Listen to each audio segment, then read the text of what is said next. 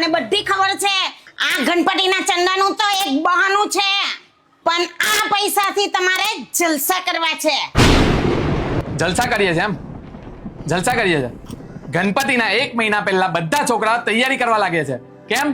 કેમ કે બાપાના આગમનમાં કોઈ કમી નહીં રહી જાય. ને તમે કેવો છો જલસા કરીએ છે. મૂર્તિ સિલેક્ટ કરાવવાની, ઢોલ વાળાને પગે લાગીને પૈસા ઓછા કરાવવાના અને મંડપ વાળા સાથે રોજ માટાકૂટ કરવાની. ને તમે કેવો છો જલસા કરીએ. અરે અમુક જગ્યાએ એવું સાંભળવા મળે છે કે તમારી ઓકાત નહીં આવી તો શું કરવા આવી લાગો છો, તો પણ અમે ચૂપ રહીએ છીએ. કેમ? કેમ કે ગણપતિ બાપ્પાનો તહેવાર ખરાબ નહીં થાય.